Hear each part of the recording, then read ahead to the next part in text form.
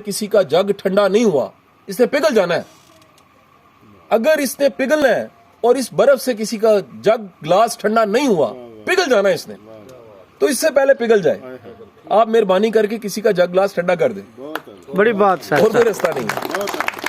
آپ یہ کہہ سکیں کہ میں نہیں ہوں، لیکن وہ سوچ، وہ نظریہ، وہ کام، وہ کنٹریبیوشن، دیکھیں اسی کا نام صدقہ جاریہ.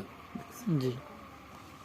کنواں کھودنے کو صدقہ جاریہ کہا گیا، درخت لگانے کو صدقہ جاریہ کہا گیا، نیک اولاد کو صدقہ جاریہ کہا گیا، علم جس نے پڑھایا ہے، جس نے سکھایا ہے، اس کے کام کو صدقہ جاریہ کہا گیا. سو اللہ تعالیٰ ہماری زندگی میں کچھ ایسے کام ضرور کروائے جو صدقہ جاریہ کی شکل میں. اور میں آپ کو آخری بات کہہ کے یہاں ختم کر دوں گا. یہ لیڈرشپ تھی.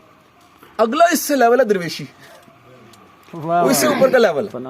یاد رکھیے گا، درویش وہ ہے، وہ کنواں کھودتا ہے جس کا پانی اسے گارنٹیڈ پتا ہوتا ہے اس سے نہیں پینا.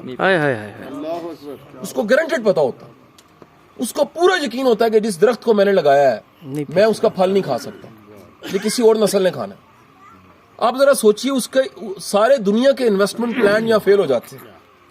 دنیا کے سارے کیلکولیٹر کہتے ہیں کہ دینے سے مائنس ہوتا ہے، وہ اس پہ توکل کرتا ہے جو کہتا ہے تم دو گے بڑھ جائے گا، اور بڑھ جاتا ہے. تو غیب پہ یقین رکھنے والا وہ درویش ہے.